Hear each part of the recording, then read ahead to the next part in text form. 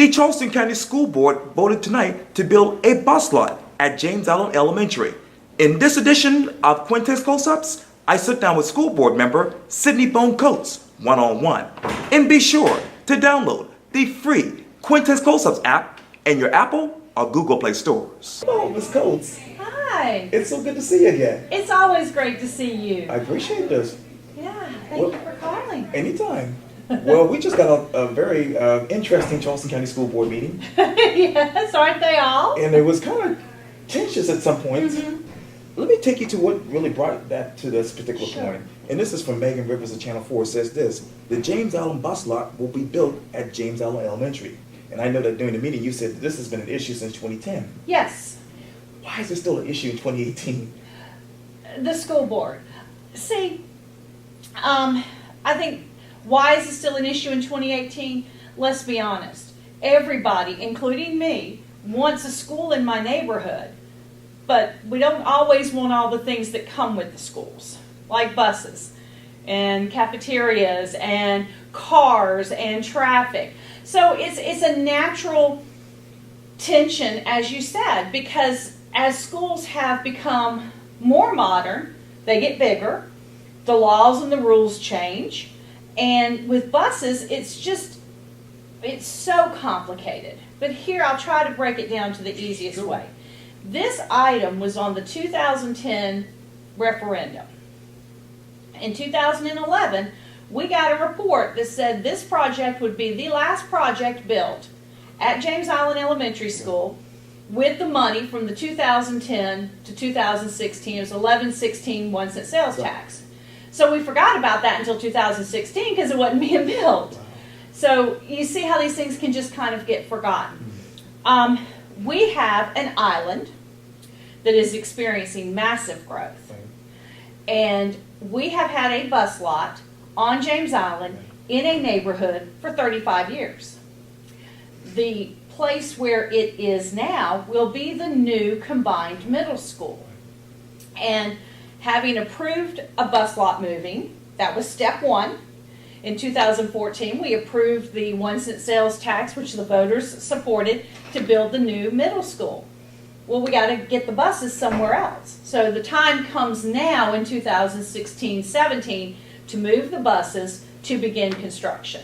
And like any issue, when you start to say, oh, wait a minute, now I see this happening, now I want to, I do or I don't like this. So it's been this way for about 16, 18 months now. Nobody wants a bus lot in their neighborhood. I don't. But the State Department of Education says you must put all your buses in the same lot because we have state buses. Right. And we, the state, need to be able to access all of them quickly and efficiently to make sure they're ready to run, to make sure they have enough gas. Sure.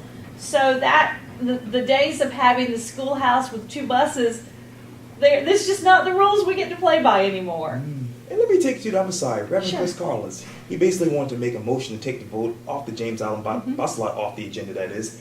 Basically, he says that, the public didn't hear any more about it and it's deceptive. What has the public heard about this so far? That if we have not made a decision by 6 weeks ago, Okay. we are delaying the construction of the middle school. We have talked about this at every board meeting since December, and it's and I will tell you, I have supported the James Allen bus lot at James Allen Elementary School from day one. Right. I knew what I was doing.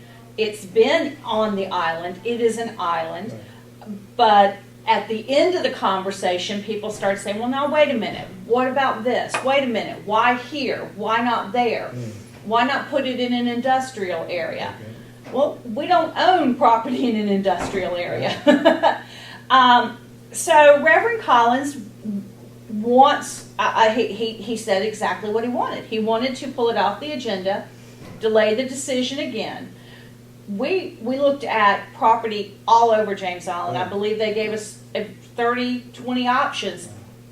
And there just comes a point where we're either going to be, and where we are now, is if we don't build it on property we own, And then we have to build it on property we rent. And we can use 1 cent sales tax to build stuff.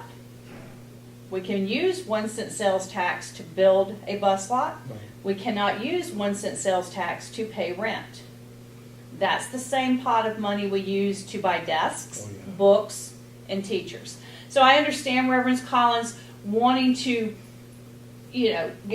push this down the road again. Okay. I didn't agree. We've been discussing this for 7 years. And it might go back to saying, hey, it may delay this opening of the school.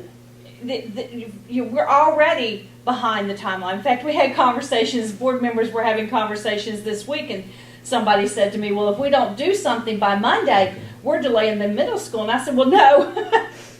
When you voted to move it off of James Island Elementary School in January, you were delaying the middle school. You're just now having to face the consequences. Mm-hmm. We knew this decision needed to be made. Mm-hmm. It's the best, worst decision you could make. It is, as Priscilla Jeffrey said, we can't make decisions based on what we want. We have to make decisions based on prioritizing what options are in front of us. What other decisions are going to go forth next with the Charleston County School Board in your mind? Well, the budget will be interesting. The district, as you saw, we have Don Kennedy, who is amazing. Love me some Don Kennedy. He's brilliant and calm. Everything a board member needs. Brilliant and calm. And he is showing us how to look at multi-year. As you can tell, a budget process is grueling. It is every school, every classroom, every department saying, I need this much money. And then Don has to take that all together and say, well, we ain't got that much money. But we can't just pass that budget in June and forget about it. We've got to start looking at multi-years. And we're looking at some severe financial constraints between the growing cost and the not growing revenue options. And so I think the big issues we're really going to have to face as a board is we have to start talking about prioritizing with what we have.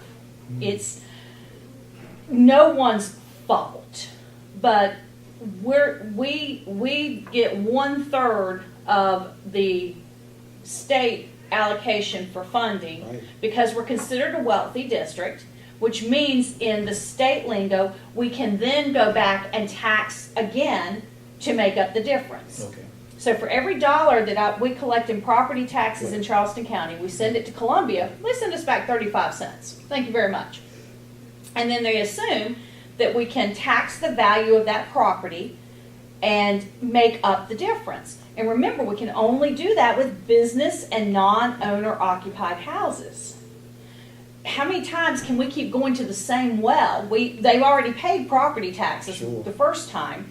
And the issues that come in with fee in lieu when they're not paying taxes, like Boeing had a large fee in lieu. Sure.